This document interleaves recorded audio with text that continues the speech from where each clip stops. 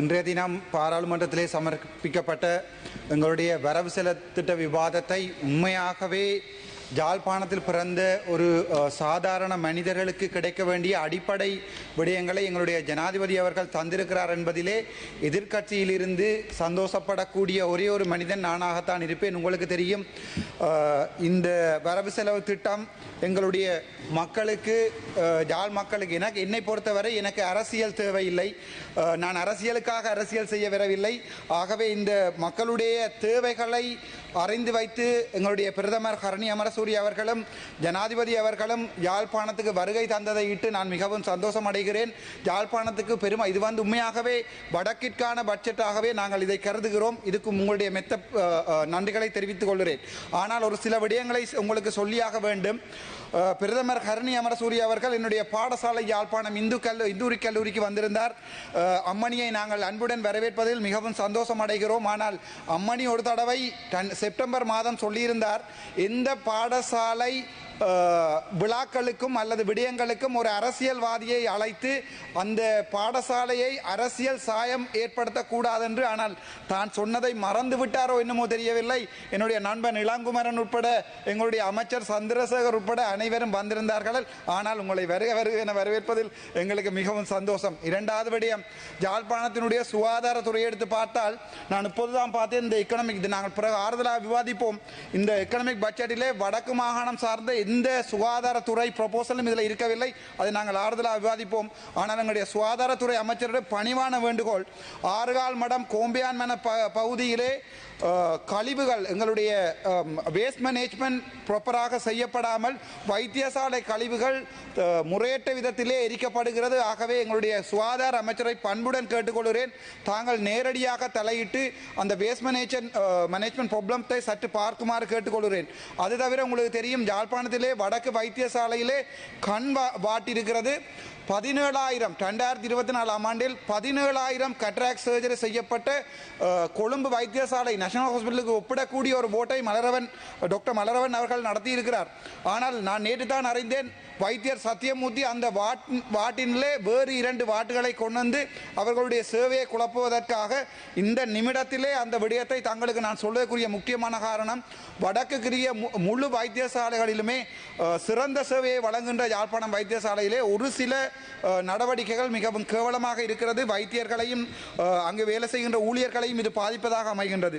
அது தவிர உங்களுக்கு தெரியும், நேற்றைய தினம் எங்களுடைய தம்பி இளங்குமரன் அவர்கள் வாகன விபத்திலே, உங்களுக்கு தெரியும், அந்த வாகனம் ஃபிளிப் பண்ணப்பட்டு வயலுக்குள் விழுந்திருந்தது. நாங்கள் இந்த பாராளுமன்றத்திலே எல்லாத்தையும் குறைக்கிறோம் என்று அடிப்படையாக கொடுக்க வேண்டிய விடயங்களை சற்று சிந்தித்து பாருங்கள். எனக்கு என்னுடைய வாகனத்துக்கு 14 ஏர்பேக் இருக்கிறது. ஆனால் தம்பி இளங்குமரன் போன வாகனத்துக்கு ஒரு ஏர்பேக் கூட இல்லை. இப்போது உங்களை பொறுத்த வரைக்கும் இளங்குமரன் செத்திருந்தால் இன்னொரு எம்பியை நீங்கள் கொண்டு வரலாம். ஆனால் அவனுக்கு ஒரு அம்மா, ஒரு அப்பா, ஒரு பிள்ளை இருக்கிறது. ஆகவே எங்களுக்கு தராவிட்டாலும் பரவாயில்லை, உங்களுடைய எம்பிக்களுக்காவது தரமான வாகனங்களை அன்புடன் கொடுக்கும் வரை அன்புடன் கேட்டுக்கொள்கிறேன். அதைவிட யாழ்ப்பாணத்திலே உங்களுக்கு தெரியும், இதுவரைக்கும் எத்தனையோ வைத்தியர்கள் இப்போதெல்லாம் இன்டர்ன் செய்து முடித்த பிறகு அவர்கள் எதிர்பார்ப்பது ஆஸ்திரேலியா அல்லது யூகேக்கு போவதற்காக ஏஎம்சி எக்ஸாமோ பிளப் எக்ஸாமோ எழுதுகிறார்கள். ஆகவே இந்த முறை பட்ஜெட்டிலே வைத்தியர்களையும் சற்று தாங்கள் நிதானமாக இந்த பட்ஜெட்டை வரையறை செய்திருந்தால் நன்றாக இருக்கும் என்பது என்னுடைய ஆழமான கருத்து. அது தவிர உங்களுக்கு தெரியும், தையிட்டி விகாரை முக்கியமான பிரச்சனை. இந்த சபையில் இதை சொல்லித்தான் ஆக வேண்டும். எங்களுடைய ஜனாதிபதி வந்திருக்கின்ற நேரத்திலே பக்கத்தில் அமர்ந்திருந்தவர் உட்பட அனைவருமே சொன்னார்கள், ஒரு விகாரையை இடிக்க சொல்லி. அரசியலுக்கு வரவில்லை, மக்களுக்காக அரசியல் வந்திருக்கிறேன். என்னுடைய யாழ் மக்கள் அந்த விகாரை பிரச்சனையால் பாதிக்கப்பட்டு நாளை கொழும்பில் பழிவாங்கப்பட்டு 1983 ஆண்டு கழுஜூலை போன்ற ஒரு நிகழ்வை வரக்கூடாது என்பதற்காக ஜனாதிபதியிடம் நான் சொல்லியிருந்தேன், ஒரு விகாரையை உடைக்க முடியாது, அதற்குரிய கம்பன்சேஷனை கொடுக்குமாறு கேட்டிருந்தேன். ஆனால் மீண்டும் அதே காட்சி, பக்கத்தில் இருந்த அதே காட்சி இப்போது செம்மணி புதைகுழியில் போய் நிற்கிறது. அரசியலை அரசியலாக செய்ய வேண்டும். இந்த செய்யப்படுகின்ற அரசியல் மக்களுக்கானதாக இருக்கணும். ஆகவே அந்த விகாரை சம்பந்தமான விடயங்களை, கம்பன்சேஷன் சம்பந்தமான விடயங்களை உடனடியாக செய்யுமாறு கேட்டுக்கொள்கிறேன். அதைவிட முக்கியமான விடயம், இன்னொரு பட்ஜெட்டிலே மீனவர்கள் சம்பந்தமாக எதுவுமே கதைக்கப்படவில்லை. வடக்கிலே 1000 இழுவை மடி வேலை செய்கின்ற மீனவர்கள் மீனவர்கள் மிகவும் ஆழமாக பாதிக்கப்படுகிறார்கள். அவர்கள் தென்னிந்திய மீனவர்கள் எல்லை தாண்டி போகிறார்கள். உங்களுக்கே தெரியும், நாங்கள் இப்போது ஒரு கேந்திர முக்கியத்துவமான ஒரு வரலாற்றின் முக்கியத்துவமான இடத்தில் இருக்கிறோம்.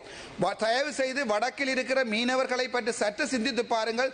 தெற்கில் இருக்கின்ற ஒரு இறங்கு துறைமுகம் முழுவதுமாக கங்கிரீட் போடப்பட்டிருக்கிறது. ஆனால் என்னுடைய வடக்கு மீனவர்கள் மணல்களுக்கு நடந்து போய்த்தான் அவற்றை செய்து கொண்டிருக்கிறார்கள். ஆகவே எங்களுடைய முதலமைச்சர் அல்ல, மீன்பிடி அமைச்சர் அவற்றை கருத்தில் கொள்வார்கள் நினைக்கிறேன்.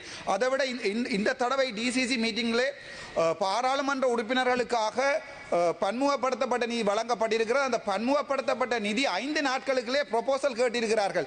இங்கே இருப்பவர் யாருக்கும் ப்ரொஜெக்ட் மேனேஜ்மெண்ட் அறிவு இருக்கிறதோ எனக்கு தெரியாது. 5 நாட்களில் ஒரு ப்ரொபோசல் வழங்க முடியாது. ஒரு ப்ரொபோசலுக்கு மினிமம் 20 நாள் 30 டேஸ் வேணும். ஆகவே 14ஆம் தேதி டிசிசி மீட்டிங் கூட்டப்பட்டு 19ஆம் தேதி இன்றைய தினம் 17ஆம் தேதி எனக்கு அந்த மெயில் அனுப்பப்பட்டிருக்கிறது. நாளண்டைக்குள் நீங்கள் அவற்றுக்குரிய ப்ரொபோசலை தருமாறு. ஆகவே இவை என்னுடைய என்பிபி அரசாங்கத்துக்கு நல்ல விடயமாகவே நான் சொல்லுகிறேன். ஏனென்றால் இவற்றை சற்று ஆழமாக சிந்தித்து கவர்மெண்ட் ஏஜென்டாக இருக்கலாம் அல்லது டிசிசி சேர்மனாக இருக்கலாம், அவர்களுக்கு சற்று அறிவுரை கூறுங்கள். மக்களை போய் பாராளுமன்ற பிரதிநிதிகள் சந்திக்க வேண்டும். சந்தித்து அவர்களுடைய குறைபாடுகளை டிஎஸ் ஆஃபீஸுக்காக டிசிசி மீட்டிங் கொண்டு வந்து தான் அந்த ப்ரொபோசல்கள் வழங்கப்பட வேண்டும். அவற்றை சற்று சிந்தித்து ஆழமாக சிந்தித்து செயற்படுமாறு வேண்டிக் கொள்கிறேன். அது தவிர எங்களுடைய இந்த விகாரை விடயமாக இன்னும் பல விகாரைகள் இரணைமடுவில் கட்டப்பட இருப்பதாக தெரிவிக்கப்பட்டுள்ளது. இனிமேல் புதிதாக கட்டப்படுகின்ற விகாரைகளை சற்று சிந்தித்து பொதுமக்களுடைய காணிகளில் தயவு செய்து கட்டாமல் அதை அரசாங்க காணிகளில் கட்டுமாறு அன்புடன் வேண்டிக் கொள்கிறேன். அதோட முக்கியமான விடயம், இந்த முறை பட்ஜெட்டிலே எங்களுடைய பலாலி விமான நிலையம் சம்பந்தமாக பலாலி விமான நிலையம் சம்பந்தமாக ஒரு நிமிடம் பலாலி விமான நிலையம் சம்பந்தமாக கதைக்கப்படவில்லை. பலாலியை ஒரு சர்வதேச விமான நிலையமாக கொண்டு எங்களுடைய வடக்கிற்கு அபிவிருத்தியை கொண்டு வருவதற்கு தங்களிடம் அன்புடன் ஆழ்மையுடன் கேட்டுக்கொள்கிறேன். நன்றி, வணக்கம். டாக்டர் ராமநாதன்.